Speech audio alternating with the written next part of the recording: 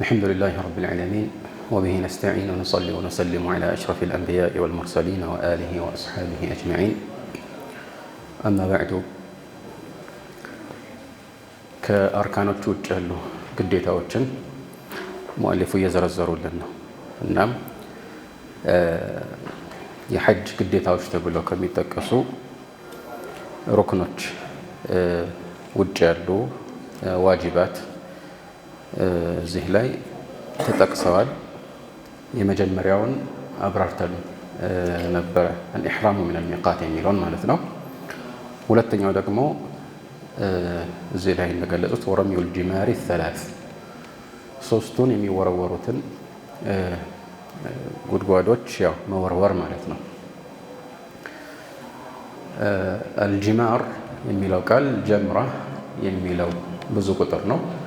እዚህ ላይ የሚፈለግበት ትናንሽ ድንጋዮች ወይም ጠጠሮች ማለት ነው። ጂማር ብዙ ቁጥሩ ነው።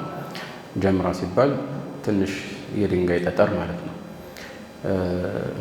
አንዳንዶቹ ጥሬ ስርወ ቃሉ ጀምዕን ወይም መሰብሰብን ያሳያል እና ሰዎች ለመወርወር ስለሚሰባሰቡ ነው በዚህ ስያሜ የተሰየሙ ይላሉ። ግን የተሻለው ያው የሚወረወሩት ነገሮች ቀጥታ ቋንቋዊ ስያሜያቸው ጀምራ ወይም ጂማር ስለሆነ የሚፈለገው ይህ ነው ማለት ነው። እንደሚታወቀው የሚወረወሩ ጠጠሮች አሉ። የሐጅ ስርዓት ላይ የሚወረወሩ ጠጠሮች አሉ። ያ ደግሞ የሚሆነው ሙዝደሊፋ ከታደረ በኋላ የዒድ ሌሊት ማለት ከዒድ በፊት ያለው ሌሊት ከሙዝደሊፋ ሐጅ አድራጊዎች ወደ ሚና ሲመለሱ የውመ ነሕር ማለትም የውመ ዒድ ማለት ነው የሚወረውሩት አንድ ጉድጓድ አለ፣ ትልቁ ማለት ነው። ያም ከሚና የሚርቀውና ለመካ የሚቀርበው ማለት ነው። ስለዚህ ሶስት ጉድጓዶች ናቸው። ሁለቱን አልፈው ሶስተኛው ጀምረቱል ዓቀባ የሚባለው ወይም ጀምረቱል ኩብራ የሚባለው ቦታ ሲደርሱ እዚያ ቦታ ላይ ይወረውራሉ። ይህ የውመ ነሕር የሚደረገው ነው። በሁሉም ዑለማዎች ስምምነት በዚህ ቀን በዒድ ቀን ከዚህ ጉድጓድ ውጭ ሌሎቹ ሁለት ጉድጓዶች አይወረወሩም። ሌሎቹ ሁለት ጉድጓዶች ላይ አይወረወርም በሁሉም ዑለማዎች ስምምነት ማለት ነው። ነገር ግን ከዚያ በኋላ ያሉት ሶስት ተከታታይ ቀናት ላይ የሚወረወራል እና እነኚህ የሚወረወሩት ጉድጓዶች ሶስት ናቸው።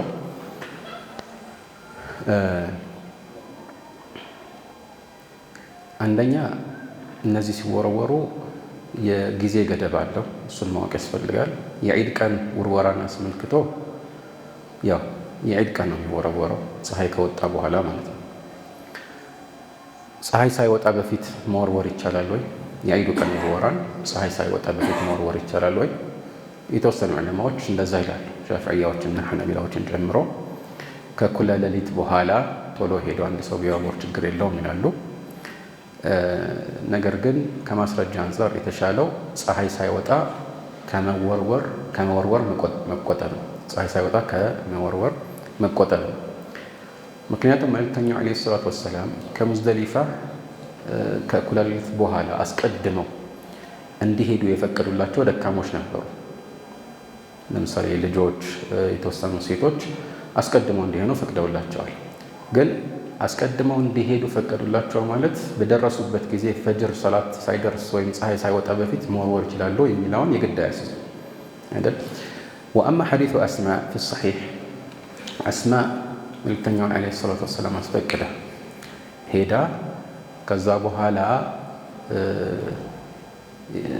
መወርወራን የሚያሳይ ሐዲስ አለ ተብሎ የሚወራው ሐቂቃ ሐዲሱ በሰሒሕ ትክክለኛ ሐዲስ ነው። ግን እሷ ታደርግ ነበር ተብሎ የተጠቀሰው ነገር እና እሳቸው ፈቅደዋል ብላ የተናገረችው ነገር ሁለቱ የግድ ተያያዥ አይደለም።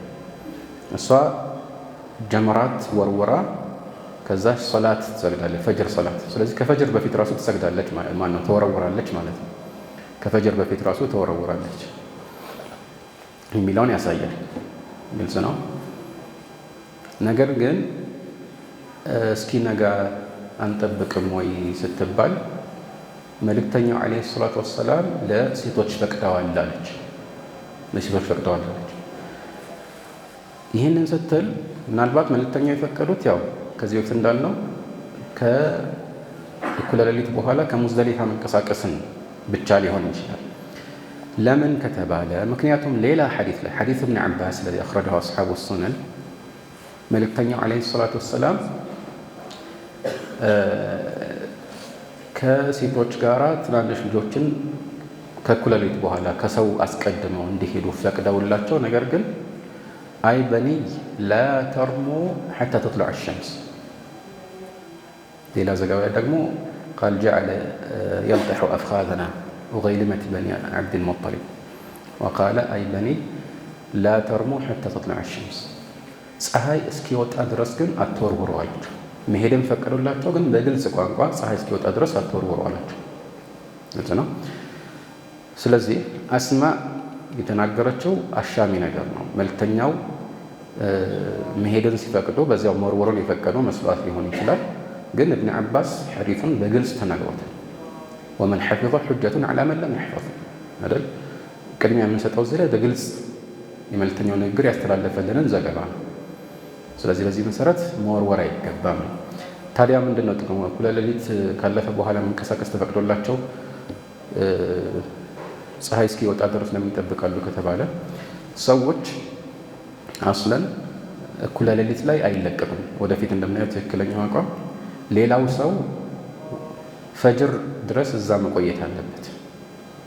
ስለዚህ ሰው ከፈጅር በኋላ ትንሽ ቆይተው ዱዓ አድርጎ ምናምን እስኪመጣ አይደርስባቸውም። እነሱ ወርውረው መጨረስ ይችላሉ። ከሰው ጋር መጋፋት አያስፈልጋቸውም ማለት ነው። ስለዚህ ሰው አይደርስባቸው። አስቀድሞ መጓዝ የተፈቀደላቸው አንዱ ለዚህ ነው። ሁለተኛ ደግሞ ጉዞ ላይ ራሱ ከሰው ጋር ከመገፋፋትም ጭምር የሚያድናቸው ስለሆነ ነው ማለት ነው። እና ያው ርዕሱ የኺላፍ ርዕስ ነው። ዞሮ ዞሮ መቼ ነው መወርወር የሚችለው የሚለው ማለት ነው። መዝሀቡ አሁን እንዳልኳችሁ ከሙዝደሊፋ ሌሊት እኩለ ሌሊት በኋላ ቢወረወር ችግር የለውም ያለው። እንግዲህ ይህንን መዝሀብ ተቅሊድ አድርገው ወይ ይህንን ፈትዋ ሰምቶ አንድ ሰው ቢወረውር ይሄ ትክክል አይደለም ብለን ፈትዋ ላንሰጠው እንችላለን። ሙዕተበር የሆነ ኺላፍ ስለሆነ ማለት ነው።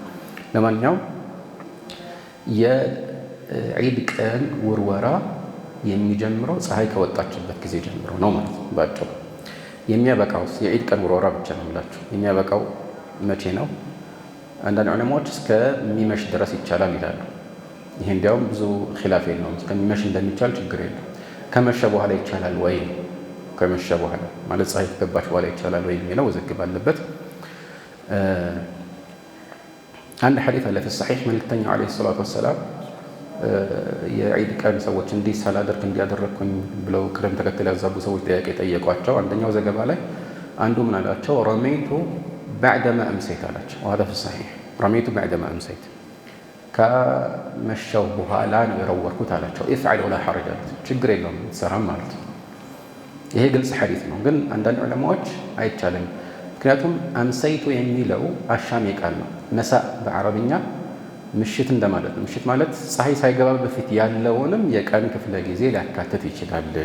የግድ ፀሐይ ከገባች በኋላ ያለውን የሚያካትት አይደለም ይላሉ ማለት ነው። ዞሮ ዞሮ የተሻለው ችግር የለውም የሚለው ነው። እዚህ ላይ በተለይ የዒዱ ቀን ችግር የለውም የሚለው ነው። ነገር ግን ከዛ በኋላ የሚወረወሩት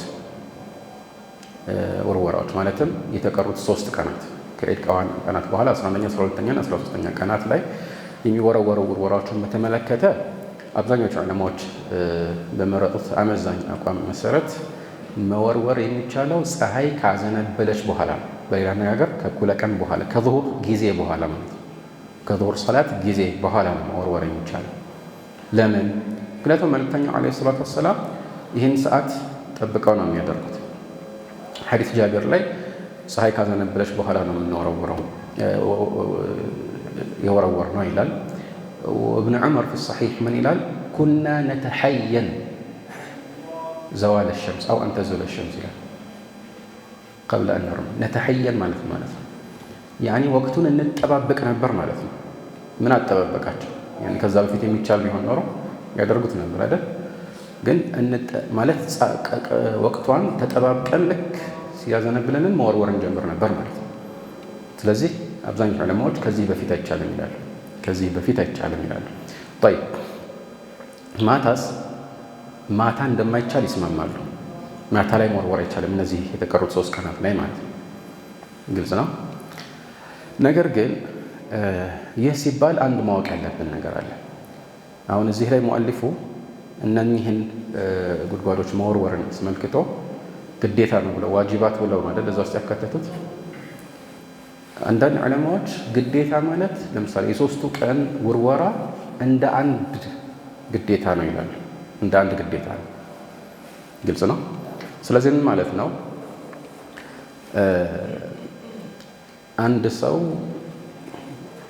የመጀመሪያው ቀን ማለት 11ኛው ቀን ማለት ከዒድ በኋላ ያለ የመጀመሪያው ቀን ላይ ሳይወረውር በ12ኛው ቀን የዚህኛውንም ቀን ልክ ቀዷ እንደሚያወጣ ሰው ቢወረውር ችግር የለውም ማለታቸው ነው። ማታ አይወርውር። ከቅድሙ ጋር ካመሸ ሰዓቱ አለፈ መወርወር አይችልም ለማለት አይደለም። ማታ የመወርወሪያ ጊዜ አይደለም ለማለት ፈልገው ወጥቷቸዋል።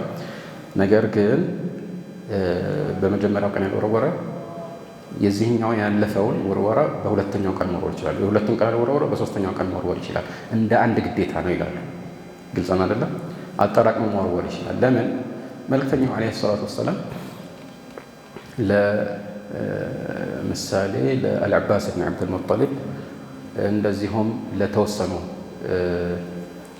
ኢቢል ወይም ግመል ለሚጠብቁ ጠባቂዎች ፈቅደውላቸዋል መካ እንዲያድሩ። ሚና ማደር ግዴታ ነው፣ ግን ለተወሰኑ ሰዎች ተፈቀደላቸው ለሓጃ ሲባል ማለት ነው። የሚጠብቁት ንብረት ስላለና እንዲመቻቸው የአንደኛውን ቀን ከአንደኛው ቀን ጋር አድርገው እንዲወርውሩ ፈቀዱላቸው። ግልጽ ነው። ስለዚህ ይሄንን ይፈቅዳሉ። ያው ሻፊዕያም መዝሀቡ እንደዛ ነው። ያ ሲባል መረሳት የሌለበት 3ኛው ቀን አስለን መቆየቱ ግዴታ አይደለም። ፈመን ተዐጀለ ፊ የውመይኒ ፈላ ኢስመ ዐለይሂ ወመን ተአኸረ ፈላ ኢስመ ዐለይሂ ሊመን ኢተቃ። 3ኛው ቀንን አስለን መቆየት ግዴታ አይደለም። ነገር ግን ምናልባት ወደፊት እንደምናየው ሁለተኛው ማለት 12ኛው ቀን ማለት ነው። 12ኛው ቀንን ወርውረው ከዛ በኋላ ፀሐይ ሳይገባ በፊት ቶሎ ከሚና የወጣ ሰው ማደሩ ግዴታ አይደለም። የተሻለው ግን የትኛው ነው? ማደሩ ነው። መልእክተኛው እንዳደረጉት ማለት ነው ዓለይሂ ሰላቱ ወሰላም። ይህንን ሲያደርግ የሚቀጥለውን ቀን ስለማላድር ብሎ አስቀድሞ ወርወር ይጠበቅበታል? አይጠበቅበትም በኢጅማዕ ዑለማ። ምክንያቱም የዛ ቀን የሚወለው በዋነኛነት ለመወርወርም ስለሆነ ነው። ስለዚህ ይህንን ማሰብ ያስፈልጋል። ጠይብ ስለዚህ መወርወር ሲባል እዚህ ላይ 3ቱን ነው ያለው። 3ቱ ማለት 3 ጉድጓዶች አሉ።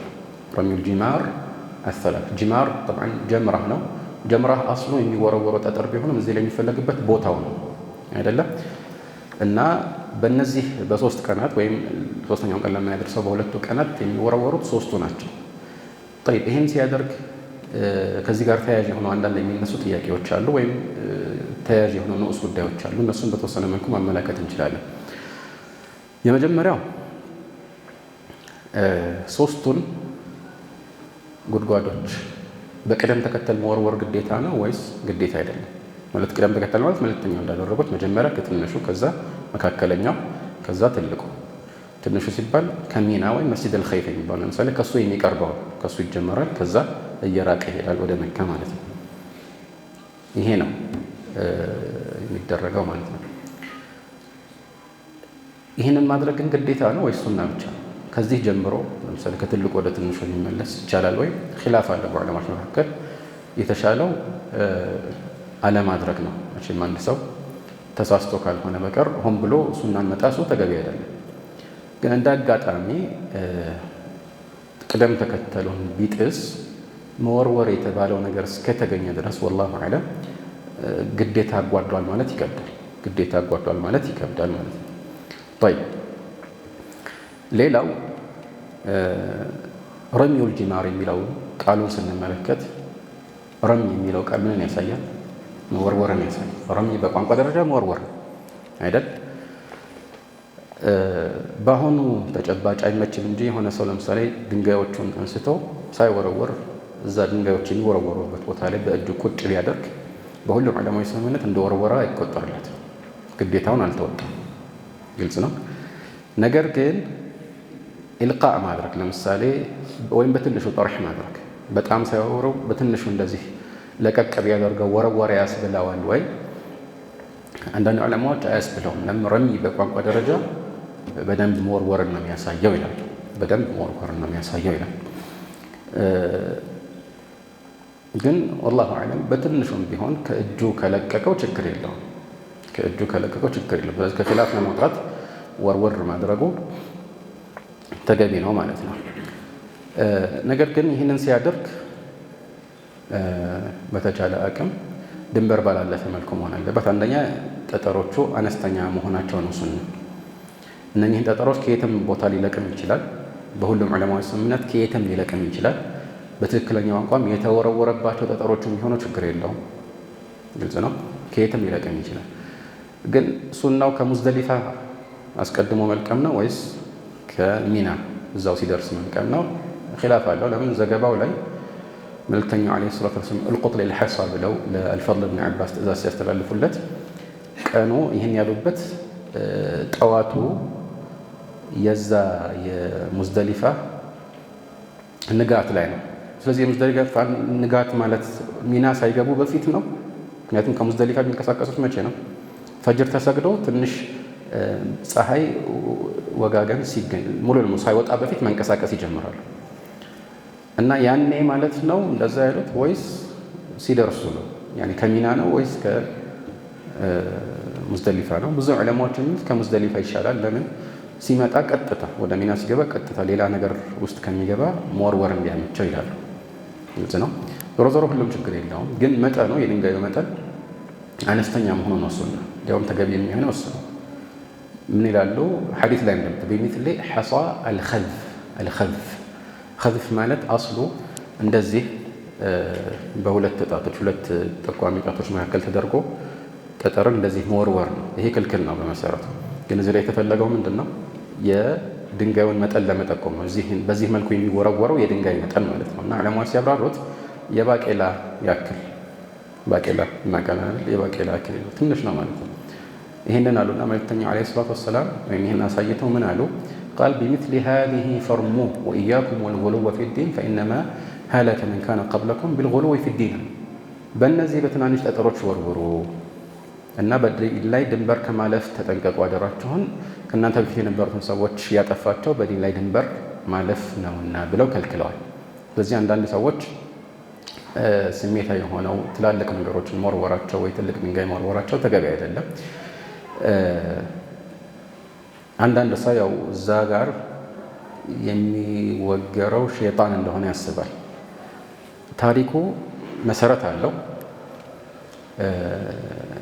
ولذلك فيما أخرجه الحاكم في المستدرك ومن طريقه البيهقي بإسناد صحيح عن ابن عباس لما جاء إبراهيم إلى المناسك عرض له الشيطان عند الجمرة أو عند جمرة العقبة قال فرماه ب7 حصيات حتى ساخ في الأرض ثم عرضه عند الجمرة الثانية فرماه ب7 حصيات حتى ساخ في الأرض ثم عرض له عند الجمرة الثالثة فرماه ب7 حصيات حتى ساخ في الأرض. قال ابن عباس الشيطان ترجمون وملة أبيكم تتبعون. እንግዲህ ኢብራሂም ያኔ ወደ መናሲክ ቦታ ሲመጡ ሸይጣን ታያቸው። አንዳንድ ጊዜ በተለይ በድሮ ጊዜ ሸይጣን በግልጽ ለሰዎች የሚታይበት ሁኔታ ነበር። ያ ሲሆን ኢብራሂም በ7 ጠጠሮች ሸይጣንን ወረወሩበት፣ ያኔ ወገሩት ማለት ነው። በዚህ ጊዜ ምድር ውስጥ ተሰመጠ እንደዛ ሲያደርጉት ሸይጣን። ይሄ አልጀምረቱል ዐቀባ ጋር ነበር ቦታው ማለት ነው፣ አሁን የሚወረወሩበት ቦታ። ከዛ ሁለተኛው ዛሬ የሚወረወሩበት ጉድጓድ አጠገብ እንደዚሁ ተገለጠላቸው፣ ወረወሩት በ7 ጠጠሮች። ልክ እንደዚሁ መሬት ውስጥ እንዲህ ሰመጠ ማለት ነው። ሶስተኛ የሚወረወርበት ጉድጓድ ጋርም ተመሳሳይ ነገር ተፈጠረ፣ ወረወሩበት። ኢብኑ ዓባስ ምን አሉ ከዛ በኋላ? አሸይጣን ተርጁሙን፣ እናንተ የምትወግሩት እኮ ሸይጣንን ነው አሉ። ወሚለተ አቢኩም ተተቢዑን፣ የአባታችሁን ኢብራሂም መንገድ ነው የምትከተሉት አሉ።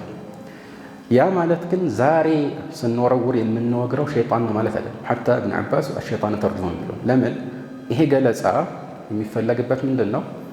ወይ ዘይባዊ በሆነ መልኩ የመጀመሪያውን ክስተት ለማስታወስ ነው ማለት አጀማመሩ ይሄ ነው እና እናንተ ስትወረውሩ ሸይጣንን መውገርን በማሰብ ነው። ስለዚህ ሸይጣን ጠላታችን እንደሆነ እናስታውሳለን። ኢነ ሸይጣነ ለኩም ዐዱወን ፈተኺዙሁ ዐዱወ፣ ግልጽ ነው አይደል? ይህን እናስታውሳለን ማለት ነው። ወይ ደግሞ ሸይጣኑ ተርጅሞን ሲል ምንን አስበው ነው? ከኢብራሂም ጋር አንድ ላይ ሁላችንም የኢብራሂም ተከታይ የሆኑ ሙስሊሞች ይህንን ስርዓት ስንፈጽም እንደ ጥቅል እኛ ከኢብራሂም ጋር ኢብራሂም ከእኛ ጋር ሆነው ሲታሰብ ማንን ነው የምንወግረው? ሸይጣንን። هذا باعتبار المجموع لا باعتبار الجميع። ምን ማለት ነው? እያንዳንዳችን በነፍስ ወከፍ እንደዛ ለማለት ሳይሆን አሁን እንደ አንድ ለምሳሌ አንድ ስብስብ ቢኖር ከዚህ ስብስብ መካከል ያው ሁሉም በሚስማማበት መልኩ አንዱ የሆነ ነገር ቢናገር ሁላችንም ተናገርን ይቆጠራል። ወይም አንዱ የሆነ ነገር ካደረገ እኛ አደረገን ሊባል ይችላል አይደል? እንደዛ ነው። በተለይ ደግሞ باعتبار الأصل የመጀመሪያው መሰረት መሆኑ ከታሰበ ولذلك قال الله عز وجل ولقد خلقناكم ثم صورناكم ثم قلنا للملائكة اسجدوا لآدم። እዚህ ላይ የሚፈለግበት ማን ነው? አደም ናቸው አይደል? ثم صورناكم ሲባል ምክንያቱም አንዳንድ ሰው እንዴት ሊሆን ይችላል ከፈጠረን በኋላ እንደገና እንዴት ሊል ይችላል? እንደገና ثم قلنا للملائكة اسجدوا ሲል እኛ ከተፈጠረን በኋላ ነው እንዴ ለአደም ሸይጣን ማነው መላእክቶች እንዲሰግዱ የታዘዘው ሊባል ይችላል። እዚህ ላይ እናንተን ፈጠርናችሁ ቀረጽናችሁ ሲል አደምን ነው። ለምን እኛ ከአደም የመጣን ነን። ግልጽ ነው አይደል? አደም ተፈጠረ ማለት እኛ ተፈጠርን ማለት ነው እና ከዚህ አንፃር ሊታሰብ ይችላል። ስለዚህ ልክ በትክክል እዛ ቦታ ላይ ሸይጣን ያለ ይመስል የሆኑ ነገሮችን በስሜት መወርወር፣ አንዳንዱ ተናዶ ጫማ ሊወረውር ይችላል፣ ዣንጥላ ያገኘውን ነገር ተናዶ ሊሳደብ ይችላል። ሸይጣን እዛ ቦታ ላይ የለም። እውነት የሸይጣን ጠላት መሆን የፈለግን ከሆነ የእሱን ትእዛዝ ጥሶ የአላህን ትእዛዝ ማክበር ነው ትክክለኛው መፍትሄ። ይህም ነው የተደነገገው ለዚህ ነው። ወሊዛሊክ ፊ ሱነን ከመልእክተኛው ዓለይሂ ሰላቱ ወሰላም ዐን ዓኢሻ ረዲየላሁ ተዓላ ዐንሃ በተወራ ሐዲስ ላይ ምን ብለዋል? ኢነማ ጁዒለ ጠዋፉ ቢልበይቲ ወበይነ ሰፋ ወልመርዋ ወረምዩል ጅማሪ ሊኢቃመቲ ዚክሪላህ ብለዋል። ጠዋፍ የተደነገገው እንደዚሁም በሰፋና መርዋ መካከል የተደነገገው ጀመራት መወርወርም እንደዚሁ የተደነገገው የአላህን ዚክር ወይም ትውስታ በቋሚነት ለማስተር ነው። አላህን ማስታወስ ነው በዋነኝነት የሚፈለገው ማለት ነው። አላህን ማስታወስ ነው። ወሊዛሊክ አያሙ ተሽሪቅ አያሙ አክሊን ወሹርቢን ወዚክሪ ሊላሂ ተዓላ ተብሎ አያሙ ተሽሪቅ ማለት እነዚህ 3 ቀናት ናቸው። የሚወረወርባቸውም ቀናት እነሱ ናቸው። ስለዚህ ይህንን ታሳቢ ማድረግ ያስፈልጋል። ዞሮ ዞሮ የሚወረወሩት ጥቃቅን ወይም አነስተኛ ድንጋዮች መሆን አለባቸው። ከድንጋይ ውጭ ሌላ ነገር መወርወር አብዛኛዎቹ ዑለማዎች ዘንድ አይፈቀድም። ሐታ እንደ ድንጋይ ከመሬት የሚገኝ ቢሆን ራሱ ለምሳሌ እንበልና የሲሚንቶ ስባሪ ብታገኝ ግልጽ ነው። ወይም አፈር እና የመሳሰሉት ነገሮች መወርወር አይቻልም። طيب ምን ያህል ድንጋይ ነው የሚወረወረው? ያው በሁሉም ዑለማዎች ስምምነት 7 ድንጋይ ነው ማለት አንዱ ጉድጓድ ላይ የሚወረወረው 7 ነው። ግልጽ ነው። አጠቃላይ ስንት ይሆናሉ? 3ኛውን ቀን አብሮ የቆየ ሰው አጠቃላይ ከመጀመሪያ እስከ መጨረሻ የሚወረወራቸው ጠጠሮች ስንት ይሆናሉ ሲደመሩ?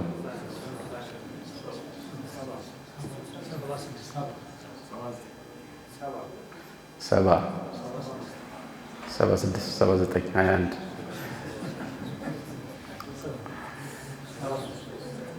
طيب እነዚህ ሶስቱን 7 አይደለም ይወረውራል። አንድ ቀን 21 ይወረውራል ማለት ነው። 21 ሲደመር 21 42 ሲደመር 21 63 የዒድ ቀን 7 አንድ ቦታ ብቻ ይወረውራል። 63 ሲደመር 7 70። ስለዚህ አጠቃላይ 70 ናቸው። ግልጽ አይደለም? 70 ናቸው። ያው የመጨረሻውን ቀን ሳይወረውር አስቀድሞ በሁለተኛው ማለት 12ኛው ቀን ላይ የተጓዘ ሰው 21 ይቀንሳል ማለት ነው። እና ግን 7ቱን ሲወረውር ሙሉ 7ቱን ካላሟላ ወርውሯል ተብሎ ይታሰብለታል ወይስ እያንዳንዱ ጠጠር ግዴታ ነች? ይሄን በዑለማዎች መካከል ኺላፍ አለ። አንዳንድ ዑለማዎች አንድ ሁለት ቢተው ችግር የለውም አሉ። ችግር የለውም ሲሉ ምንም ችግር የለውም ለማለት ሳይሆን በትንሽ ነገር ይጠገናል ማለታቸው ነው። ለምሳሌ ትንሽ ሰደቃ ብትሰጥ ለአንዱ ለሁለት ጠጠር ማለት ነው፣ ለሶስትም እንደዛ። አሁን ሻፊዒ መዝሀብ ላይ አንዳንድ ጊዜ የአይነት ነገር ይንጸባረቃል። አንዳንድ ዑለማዎች ግን ከማሁ መዝሀብ ማሊኪያ አንዷንም ጠጠር መተው አይቻልም፣ እያንዳንዷ ጠጠር ታሳቢ ትደረጋለች ይላሉ። ማለት ግዴታ ከተጠራጠረ ራሱ ምን ያድርግ? ትንሹን ነው የሚይዘው ትልቁን ማለት የወረወርኩት አሁን ስንተኛዬ ነው? አምስተኛዬ ነው ወይስ አራተኛዬ ካለ እንደ ስንት ነው ማሰብ ያለበት? እንደ አራት ነው። እንደ አራት ነው። አምስተኛውና የተጠራጠረው አራት ድረስ አልተጠራጠረም ማለት ነው። ጠዋፍ ላይም እንደዛ ነው በመሰረቱ፣ ሳዒም ላይ እንደዛ። ግን አንዳንድ ዘገባዎች ላይ ከጀመራት ስንመለስ እየተጠራጠርን ነበር የተመለስ ነው እና ስንት ነው የወረወር 6 ይሁን 7 እየተባባልን ነው የተመለስ ነው የሚል የሰሓቦች ዘገባ ስላለ የተወሰኑ ዑለማዎች ብዙ አናካብድም ይላል። እዚህ ላይ ግልጽ ነው።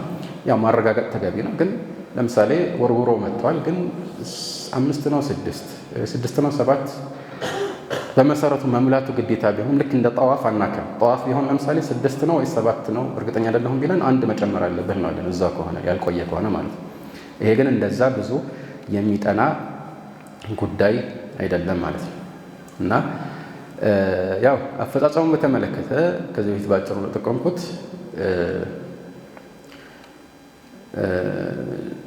ከትንሹ ይጀምራል። የሶስቱ ቀናት ወራን በተመለከተ ወርውሮ ሲጨርስ ፈቀቅ ብሎ ዱዓ ያደርጋል።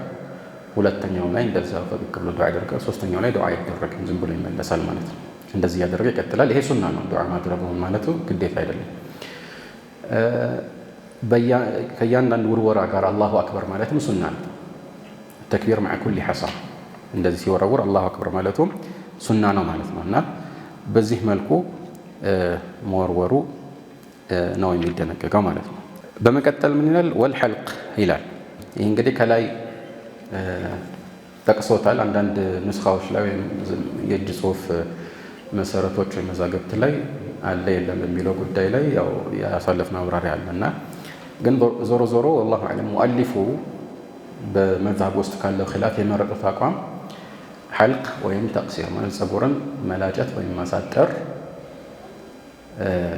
ግዴታ እንጂ ሩክን አለመሆኑን ከማስረጃ ከሐዲስ ማስረጃ አንጻር የተሻለው ይሄ ነው ብለናል። ከመዝሀቡ አንጻር ሙተአኺሮቹ ኢዕቲማድ ያደረጉት መዝሀብ አንጻር ግን ሩክን ነው። ግልጽ ነው። እና ያው ከዚህ ጋር የተያዘ ማብራሪያዎችን አሳልፈናል። ምናልባት የሚጨመር ነገር ካለ ከሁለቱ የሚሻለው ማለት ከማሳጠርና ከመላጨት የሚሻለው መላጨት እንደሆነ ዑለማዎች ይስማማሉ። የሚሻለው መላጨት እንደሆነ ዑለማዎች ይስማማሉ። ኢላ ዑምራ አድርጎ ወዲያው ወደ ሐጅ ማለት ሙተመቲዕ ሆነው ዑምራ አድርጎ ወዲያው ወደ ሐጅ ሊገባ ከሆነ ብዙ ባይላጨው ይሻላል። ለምን በኋላ የሚላጨው ነገር እንዳያጣ ማለት ነው። ቀጥሎ ደግሞ ሐጅ ላይ እንደገና ተሐሉል ሲያደርግ የሚላጨው ነገር እንዳያጣ ማለት ነው። በነገራችን ላይ ምንም አይነት ፀጉር በጭንቅላቱ ላይ የሌለው ሰው ምን ያደርጋል? ምንም ፀጉር የሌለው ሰው اختلف أهل العلم في ذلك يعني عند العلماء ፀጉር ኖረው አልኖረው يعني በምላጭ يعني يمر الموسى على رأسه ይላሉ። ምላጭ ላይ ያሳልፋል ይላሉ። ግልጽ ነው። የተሻለው ግን والله أعلم አያስፈልግም የሚለው ነው። ለምን የሚፈለገው ሐልቅና ተቅሲር እንጂ ያንን ለማድረግ የሚያስፈልገው ወሲላ አይደለም። ወሲላ መዳረሻ ነው። ግልጽ ነው አይደል? መዳረሻ ነው እንጂ ራሱ ተፈላጊ ሆኖ አይደለም። ግልጽ ነው። ስለዚህ አስሉ እንደ ቃዒዳ إذا سقطت المقاصد المعتبرة سقطت الوسائل إليها የሆነ ዓላማን ማሳካት ይፈልጋል፣ ግን ያ ነገር አልተቻለም። ግን ወደ ዓላማው ሊያዳርስ የሚችል ሌላ ተግባር መስራት ይቻላል። ዓላማውን ባናሳካ ይሄን እናሳካለን يعني መቃصድና ወሳኢል መሆናቸውን ካመንን ማለት ነው። ልክ እንደዚህ በእርግጠኝነት ምላጭ እንዲህ ማድረጉ አይደለም እዚህ ላይ ዒባዳ የተባለው ፀጉር መላጨቱ ነው የተፈለገው። ስለዚህ የተሻለው አያስፈልግም የሚለው ነው ማለት ነው። طيب ይህ መላጨት ሲባል የግድ በምላጭ ሲሆን ነው ተላጨ የሚባለው ወይስ በዘመናችን ቶንዶስ በሚባለው ለምሳሌ ማሽን 0 ቁጥር አድርጎ ፀጉሩን ቢያነሳ መላጨት ይባላል ወይስ እንደማሳጠር ነው? ኺላፍ አለ በዑለማዎች መካከል። ብዙ ዑለማዎች እንደመላጨት አይቆጠርም ይላሉ። የፈለገ ፀጉሩ ትንሽም ቢሆን የሆነ የሚቀር ነገር አይጠፋም። ግን ወላሁ አዕለም ይሄ እንደ ማሽን አይነት ይለያያል። እንደ ማሽን አይነት ይለያያል። በደንብ የሚያነሳ ማሽን ከሆነ እንደተላጨ ነው የሚቆጠርለት። ሲታይ ራሱ ሙሉ ለሙሉ ተመልጧል ይሄ ሰው። ግልጽ ነው አይደለም? ስለዚህ ችግር የለው በ0 ቁጥር ከሆነ ማለት ነው።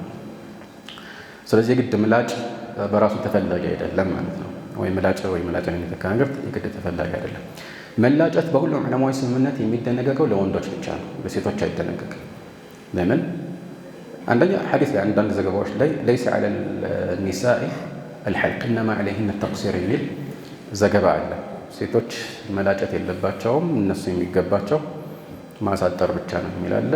ሐዲሱ ضعيف ነው ብንል እንኳን አስለን ሌላ ሐዲስ ላይ መልክተኛው ከሐጅ ጋር ባልተያያዘ መልኩ ሴቶች ፀጉራቸውን መላጨታቸውን ከልክለዋል። في حديث علي وغيره في السنن قال نهى رسول الله صلى الله عليه وسلم أن تحلق المرأة رأسها ሴት ልጅ ራሷን ጭንቅላትን መላጨቷን መልክተኛው ከልክለዋል። ስለዚህ ክልክል ነው ኢላ ያው ضرورة አስቸጋሪ የሆነ እንደ በሽታው የሆነ ምክንያት ከሌለ በስተቀር አይፈቀድም። طيب ምንድን ነው የምታደርገው? ሴት ልጅ ታሳጥራለች። ምን ያህል? በትንሹ ነው የምታሳጥረው። ከሁሉም ጎኖች ሲባል እያንዳንዷን ፀጉር መከታተል ግዴታ ባይሆንም በተቻለ አቅም ለምሳሌ ፀጉሯ የተጎነጎነ ከሆነ ከእያንዳንዱ ጉንጉን 3-4 ቦታ የተጎነጎነ ከሆነ ከእያንዳንዱ ጉንጉን ብዙ ዑለማዎች እንደሚሉት ቀድር አንሙላ ወይም ኡንሙላ ማለት እንችላለን ለአኺሪ እችን ታክል የአንድ ጣት አንጓ ያክል ትቀንሳለች። ከዛ በላይ አያስፈልጋትም ማለት ነው። ከሁሉም አቅጣጫ እንደዛ ታደርጋለች ማለት ነው። طيب ወንድስ ልጅ ማሳጠር ከፈለገ እንደዚሁ ያደርጋል ማለት በፈለገው ልክ ማሳጠር ይችላል፣ ከፈለገ መላጨትም ስለሚችል። ነገር ግን አንድ የውዝግብ ርዕስ አለ። ሙሉ ጭንቅላቱን ማዳረስ ያስፈልገዋል ወይስ የተወሰነ ቦታ ላይ ብቻ መቁረጥ በቂ ነው የሚለው ውዝግብ አለበት እና በመዝሀቡ መሰረት በሻፊዒያዎች መዝሀብ 3 ፀጉሮችን ከቆረጠ ችግር የለውም ይላል። 3 እንግዲህ አቀል ጀምዕ ስለሆነ ነው አገላለጽ። ያኔ ሻዕር ሲባል ብዙ ቁጥር ሲባል ከ3 ነው የሚጀምረው እንደዛ ይላሉ። ሐነፊያዎች 1/4 ሩቡዕ ራስ በቂ ነው ይላሉ። ማለት ያ ጥሩ ነው ማለታቸው አይደለም፣ ግን ያንን ካደረገ በቂ ነው ማለታቸው ነው። ማሊክያዎች እና የተወሰኑ ሐናቢላዎች የሚሉት ሙሉ ማዳረስ ተገቢ ነው፣ ግን ያ ሲባል እያንዳንዷን ፀጉር ይከታተል ማለት አይደለም። ያኔ በጥቅሉ ሙሉውን ወይም በተቻለ መጠን ከአብዛኛው በበለጠ መልኩ ሁሉንም ጎን ማዳረሱ ተገቢ ነው፣ ግዴታ ነው ይላሉ። ይህንን ስንል ምናልባት የምናስታውሰው ነገር አለ። ውዱእ ላይ መስሕ ዐለ ራስ አንድ ሰው ራሱን በእርጥበት ሲያብስ ምን ያህሉን ነው ማበስ የሚገባው የሚለው የዑለማዎች ውዝግብ ላይ ተመሳሳይ ነገር ነው የተናገሩት። መነሻቸው አንድ ስለሆነ ማለት ነው።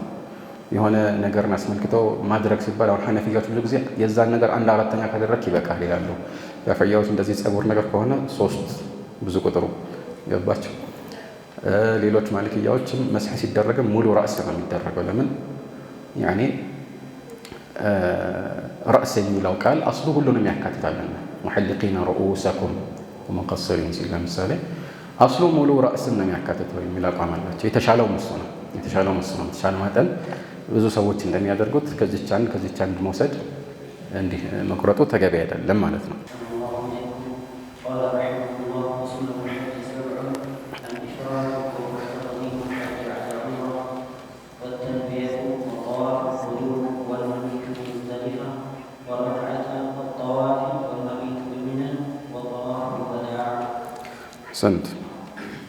እነዚህ ደግሞ ግዴታ ያልሆኑ ግን ቢፈጸሙ አጅር የሚያስገኙ ተገቢ የሆኑ ሱናዎች ናቸው። ስለዚህ ሐጅን ስንፈጽም ሩክኖች አሉ፣ ዋጅባት አሉ፣ ሱነኖች አሉ፣ ግዴታ ያልሆኑ ሱነኖች ልክ እንደ ሶላት ማለት ነው። እነዚህ ሱናዎችን ቢተው ወደፊት እንደምናየው ምንም ማካካሻ አይጠበቅበትም፣ ግን ማድረጉ ተገቢ ነው። አንደኛ የመልእክተኛውን ሱና መከተል ተገቢ ስለሆነ አለይሂ ሰላቱ ወሰላም፣ ሁለተኛ ደግሞ አጅርም ለማግኘት ማለት ነው። እዚህ ላይ የዘረዘሯቸው ነገሮች ሁሉ በመዝሀቡ ደረጃ በተለይ ሙተአኺሮች ዘንድ ሙዕተመድ በሆነ መዝሀብ ሱና ናቸው ማለት አይደለም። አንዳንዶቹ ዋጅባቶች ውስጥ ይካተታሉ። ስንደርስባቸው እናያቸዋለን። ግልጽ ነው። طيب የመጀመሪያው ምንድነው? ቃል አልኢፍራድ وهو تقديم الحج على العمرة። የመጀመሪያው ሱና ብለው የቆጠሩት የሐጅ ሱና ማለት ነው። ሐጅን ስንፈጽም ኢፍራድ ማድረግ ነው። ኢፍራድ ማድረግ ነው። ከዚህ በፊት እንደገለጽ ነው የሐጅ አፈጻጸም በጥቅሉ 3 አይነት ነው። አንዋዕ አንሳክ ግልጽ ነው። ኑሱክ የሚባሉ 3 አይነት ናቸው። አንደኛው ኢፍራድ ነው። ኢፍራድ ቃሉ ራሱ እንደሚያሳየው መነጠል ማለት ነው። የሚፈለግበት ሐጅን ከዑምራ ጋር በምንም መልኩ ሳይቀላቅሉ ለብቻው መፈጸም አይደል? ሐጅን ብቻ ነይቶ ያንን ይፈጽማል ማለት ነው። طيب ሁለተኛው ቂራን። ቂራን ማለት ልክ እንደ ኢፍራድ ነው። አፈጻጸሙ ላይ ምንም ልዩነት የለውም። የሚለየው በንያህና ያው ቃሪን የሆነ ሰው ማረድ ግዴታው ነው። ማረድ ግዴታው ነው። ሙፍሪድ የሆነ ሰው ምንም ማረድ የሚጠበቅበት ነገር የለም። ጥፋት አጥፍቶ ዋጅብ እስካልተወ ድረስ በመሰረቱ የሚጠበቅበት የእርድ ግዴታ የለም። ቃሪን ግን ይጠበቅበታል። ግን ምንድን ነው ቃሪን የሚነይተው? ሐጅና ዑምራን አንድ ላይ አጣምሮ መፈጸምን ነው። አንድ ላይ አጣምሮ መፈጸምን ነው። ለየብቻ አይደለም፣ አንድ ላይ። ምን ማለት ነው? ለምሳሌ ጠዋፍ፣ በተለይ ጠዋፍ ኢፋዳን ካሰብን፣ ሰዒን ስናስብ ማለት ሐጅና ዑምራ የሚጋሯቸው ተግባራት ነው አይደል? እነዚህን ተግባራት አንዴ ብቻ ነው የሚፈጽመው። አንዴ የሚፈጽመው ለሐጁም ለዑምራውም ይበቃዋል። መልእክተኛው ዓለይሂ ሰላቱ ወሰላም ለዓኢሻ እንዳሏት ማለት ነው። ይሄ ቂራን ይባላል። طيب ሶስተኛው ተመቱዕ። ተመቱዕ የሐጅ ወር ከገባ በኋላ አንድ ሰው ዑምራን ለብቻው አድርጎ ከዛ በኋላ የሐጅ ጊዜ ሲደርስ ደግሞ ሐጅን ለብቻው ያደርጋል። ሌላ ጊዜ የሚያደርገው ዑምራ ይሆን ይህንን አስበው መሆን አለበት። የሐጅ ወር ከገባ በኋላ ያው ከሸዋል ጀምሮ ማለት ነው። ከሸዋል ጀምሮ ዑምራን ያደርጋል። ከዑምራ በኋላ ሙሉ ለሙሉ ተሐሉል ያደርጋል። ግልጽ ነው። ለምሳሌ ጠዋፍ አድርጎ ሳዒ አድርጎ ሲጨርስ ሙሉ ለሙሉ ተሐሉል ያደርጋል። ፀጉሩን ያሳጥራል፣ ይላጫል። خلاص በኢሕራም የተነሳ የተከለከለው ነገር ሁሉ ይፈቀድለታል። ግን ከእሱ ጋር አብሮ መጥቶ የነበረ ሰውስ ለምሳሌ ጠዋፍ አድርጎ ሳዒ አድርጎ ምንድን ነው የሚያደርገው? ይጠብቃል የሐጅ ጊዜ እስኪደርስ። ከዛ ከኢሕራም ሳይወጣ ነው ወደ ሐጅ የሚገባው ማለት ነው። ገባን? طيب አሁን እዚህ ላይ ኢፍራድ ይበልጣል እያሉ ነው። ግን ኢፍራዱን ሲያብራሩት ያሉትን እናውሳና እንመለስበታለን። ቃል وهو تقديم الحج على العمرة ሐጅን ከዑምራ ማስቀደም ነው አሉ። ሐጅን ከዑምራ ማስቀደም ነው። እንግዲህ ኢፍራድ ምንድን ነው ሲባል እኛ ሐጅን ነጥሎ ለብቻው መስራት ነው ነበር ያለው አይደለም። ዑምራን እዚህ ላይ እናገባው ከተባለ የተፈለገው ምንድነው? የታወቀ ነው። ኢፍራድ ሐጅን ለብቻው ነጥሎ መስራት ነው። ግን ያው በሻፊዒያና በሐነፊያ መዝሀብ ዑምራ እንደ ጥቅል ግዴታ ነው አይደል? ግዴታ ነው። ሐጅ በህይወት አንዴ ግዴታ እንደሆነው ዑምራን በህይወት አንዴ ግዴታ ነው። ስለዚህ እነሱ የሚመርጡት ኢፍራድን ከሆነ ዑምራን ሌላ ጊዜ ማድረጉ አይቀርለትም ማለት ነው። በህይወት አንድ ጊዜ ግዴታ የሆነውን ዑምራ ሌላ ጊዜ ያደርጋል። ግን ሌላ ጊዜ መቼ? አብዛኛውን ጊዜ በተለይ በድሮ ጊዜ ሰዎች ብዙ ለፍተው ስንት ሀገር አቋርጠው ሄደው ያንን እድል መልሰው ላይ ያገኙ ይችላሉ። ስለዚህ ምንድን ነው የሚመክሩት? ሐጅን አድርግና ከዛ ከጨረስክ በኋላ ዑምራ ታደርጋለህ ይላሉ። ገብቷቸዋል ሀሳቡ እንጂ ዑምራ መደረጉ የግድ የኢፍራድ አካል ሆኖ አይደለም ማለት ነው። ዑምራ መደረጉ የኢፍራድ አካል ስለሆነ አይደለም። طيب ይህንን ከተገነዘብን እንግዲህ በሻፊዕያዎችና በማሊክያዎች መዝሀብ ከሶስቱ የሐጅ አደራረግ ስልቶች በላጩ ተደርጎ የሚታሰበው አልኢፍራድ ነው። አልኢፍራድ ነው። ለምን ሲባል ምክንያቱም الخلفاء الراشدون በተለይ ዑመር እና ዑስማን ሰዎች ኢፍራድ እንዲያደርጉ ይገፋፉ ነበር። እነሱም ኢፍራድ ነበር የሚያደርጉት።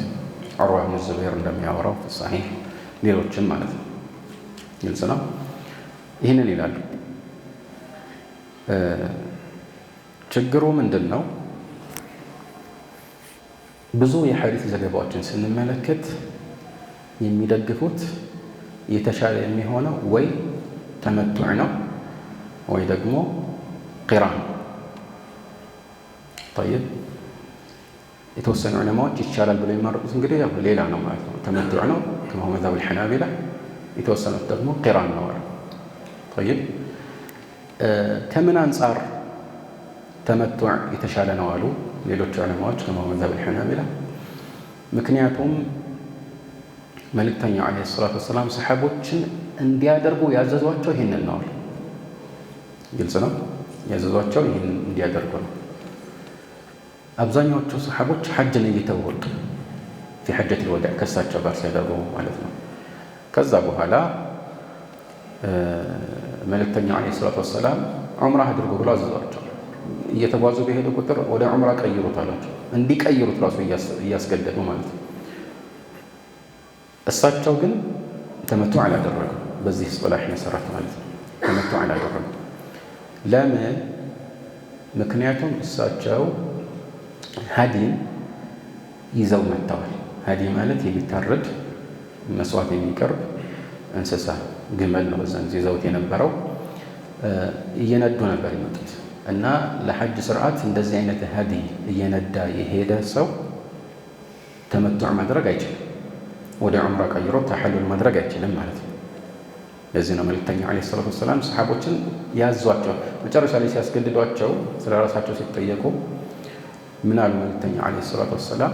ለው እስተቅበልቱ ሚን አምሪ መስተድበርቱ ለማ ሱቅቱ ልሀዲያ ወለጀዐልቱሃ ዑምራ። እኔ ያሳለፍኩትን ነገር እንደ አዲስ አሁን መፈጸም ብችል ኖሮ አሉ ግመል እየጎተትኩ እየነዳሁ አልመጣም ነበረ እኔ ራሴ አሁን ይዤ አንዴ መጥቻለሁ እና መቀየር አልችልም ማለታቸው እና ዑምራ አደርገው ነበር። ግልጽ ነው። ሌላም ሐዲስ ላይ ፊ ሰሒሕ በልሰሒሕ ሐዲስ ሐፍሳ ሲጠየቁ ምናሉ ኢኒ ለበቱ ረእሲ ወቀለቱ ሀዲ ፈላ አሒሉ ሐታ አንሐረ ኢቢሊ አለ።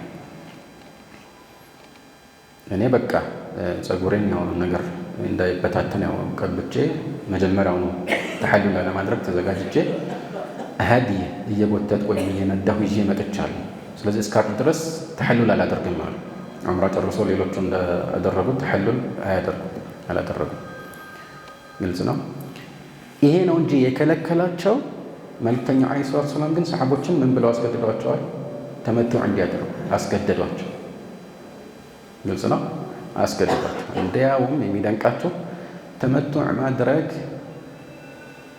ያኒ ሀዲ ይዞ ላልመጣ ሰው እየነዳ ላልመጣ ሰው ተመቱዕ ማድረግ ይበልጣል ብቻ ሳይሆን እብን ዓባስ ከዛም በኋላ እብን ሐዝም ከዛ በኋላ እብን አልቀይምና አንዳንድ ሙዓሲሮች እንደሚሉት ግዴታ ነው።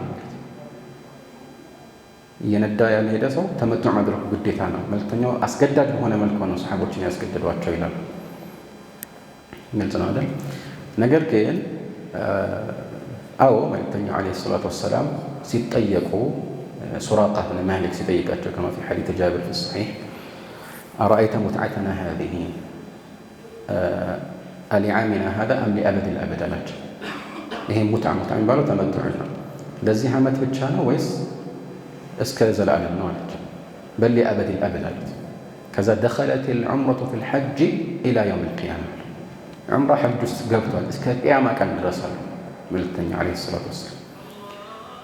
ጠይብ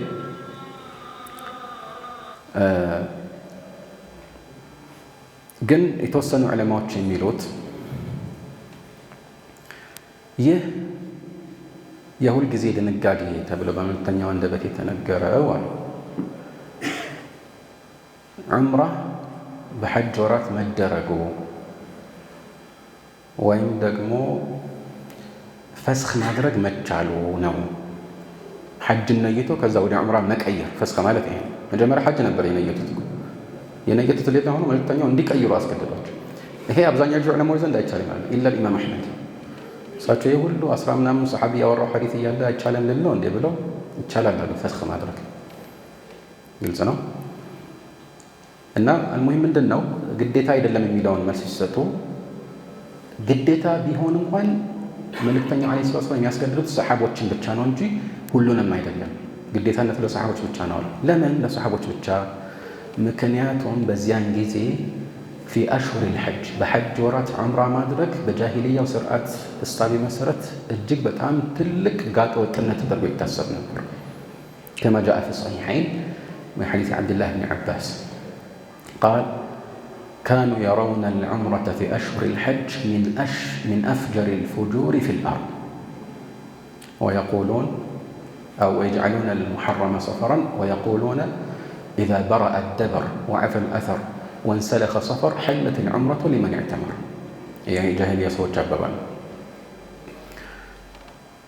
جاهلية سوتش بأشهر الحج يحج ورات لي كشوال جمهور الله مالت عمره ما أدرك መልእክተኛው ዓለይሂ ሰላቱ ወሰላም አድርገዋል አይደል?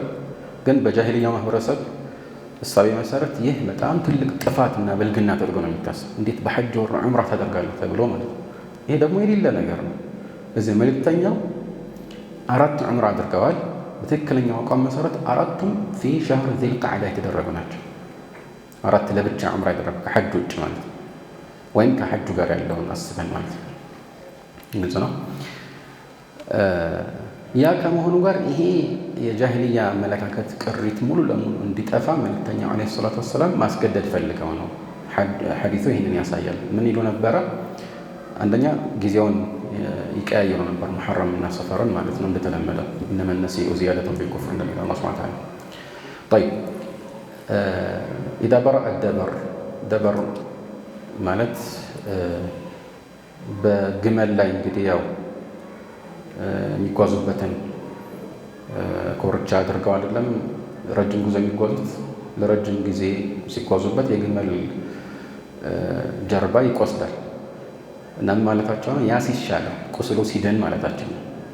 የሐጅ ጉዞ ቁስል ሲድን ቀስ ተብሎ በኋላ ነው እንጂ እንዴት በሐጅ ወራት ዑምራ ይደረጋል ማለታቸው ነው። ወዐፈል አተር የተጓዙበት የኮቴ ፋና ምናምን ሲጠፋ፣ ወንሰለኸ ሰፈር ወር ሲያልቅ ከሰፈር በኋላ ግልጽ ነው። ያውም እኮ ሰፈርን ከሙሐረም አስቀድመዋል እንዲያደርጉት የቀያየሩት ነበር ሁለቱም እንደፈለጉ። ሐለት ልዑምረቱ ሊመን ያዕተመር ዑምራ ማድረግ ለፈረገ ሰው ያኔ ነው የሚፈቀድለት ይሉ ነበረ። አሁን ቁም ነገሩ ምንድን ነው? እብን ዓባስ የሐዲቱ መጨረሻ አካባቢ ከዚህ ጋር አያይዞ ምን ይላል? ፈአመረሁም አን የጅዐሉሃ ዑምራ ሰሓቦችን ዑምራ እንዲያደርጉ አዘዟቸው። ዑምራ እንዲያደርጉ አዘዟቸው። ስለዚህ ምን ማለት ነው? ለዚህ ዓላማ ነው ማለት ነው። ግን ችግሩ እብኑ ዓባስ ራሱ አይደለ እንዴ ግዴታ ነው የሚለው? ግን አይጋጭም። ግዴታ ነው የሚለው ማለት ተመትዑ ሀዲ ይዞ ላልመጣ ሰው ግዴታ ነው የሚለው እሱ ነው ስንል፣ አይ እሱ በዚህ ምክንያት ተደነገገ ብሎ ግን ድንጋጌውን እንደ ግዴታ ሊያስበው ይችላል። ግልጽ ነው። ግን የሁል ጊዜ ግዴታ እንዳልሆነ ከሚያሳዩ ሌሎች ማስረጃዎች መካከል አንዱ ፊ ሰሒህ ሙስሊም ሐዲስ አቢ ዘር አልጊፋሪ ይህ ለሁል ጊዜ ነው ወይስ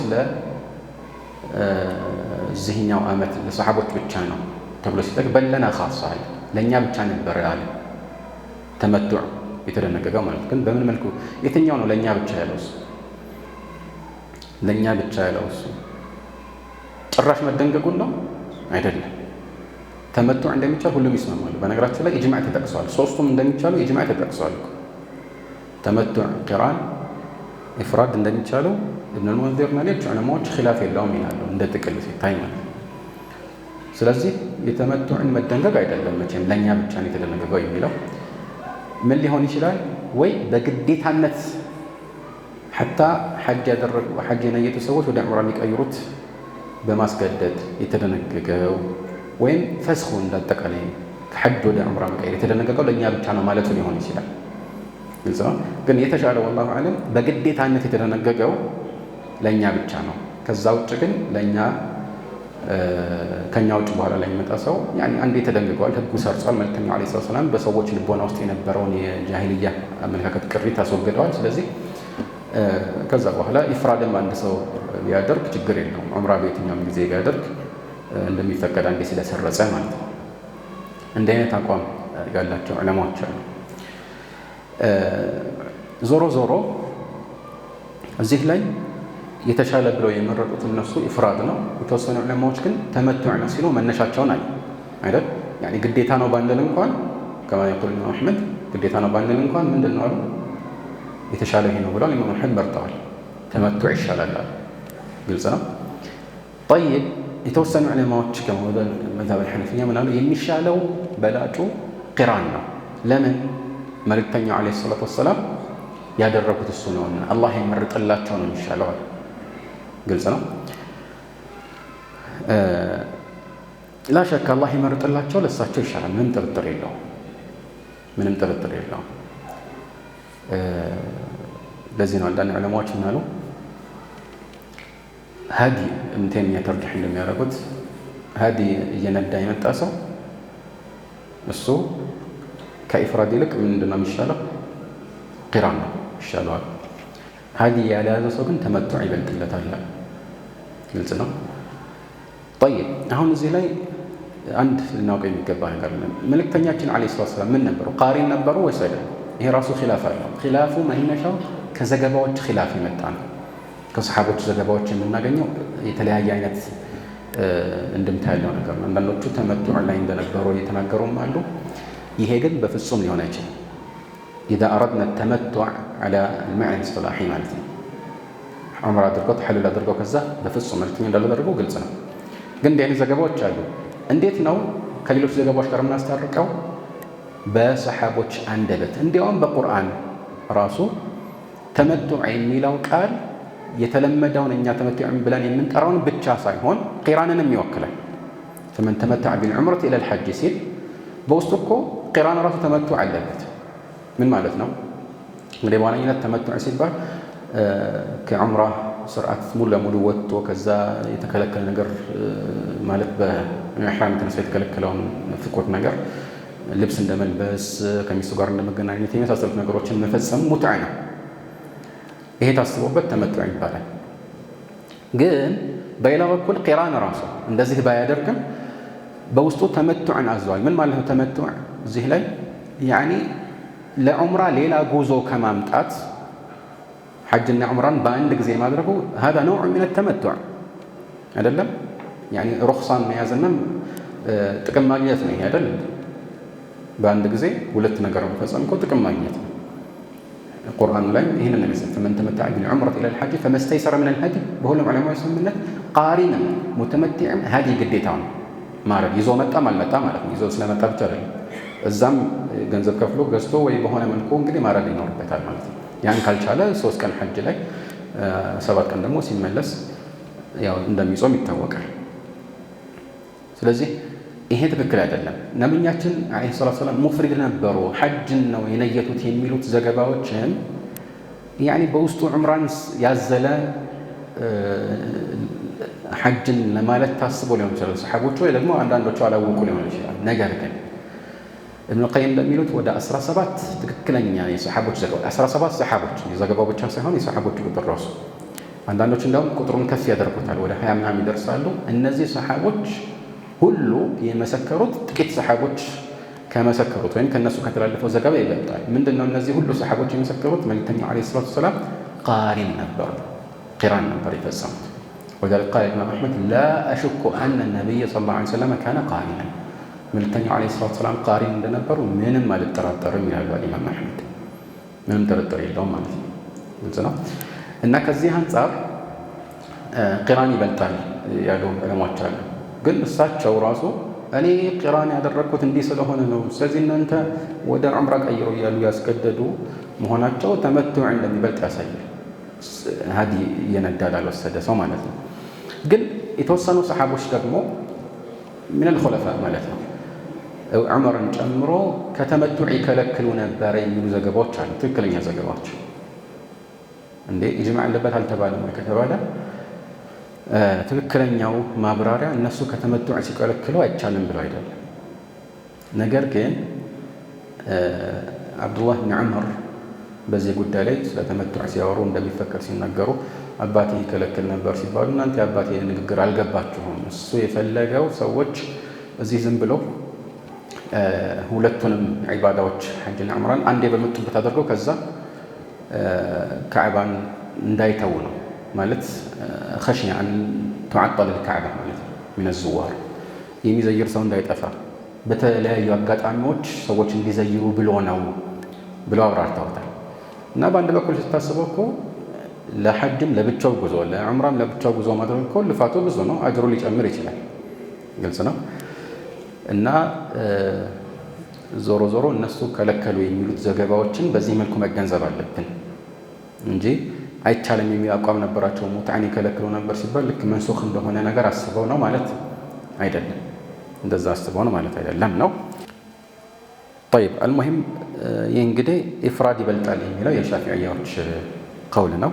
ጠይብ እዚህ ላይ እናቁምና ኢንሻአላህ የተቀረቱን ሱና የሚባሉት ነገሮችን ደግሞ ህጋቸውን በሚቀጥለው ደርስ እናያለን። አንዳንድ እዚህ ላይ የተጠቀሱ ነገሮች ያው በሻፊዕያዎች ሌሎች ዑለማዎች አቋም መሰረት ሱና ሳይሆኑ ዋጅብ ሊሆኑ ይችላሉ። እነሱን እንጠቁማለን ማለት ነው። هذا والله أعلم وصلى الله على محمد وآله وصحبه أجمعين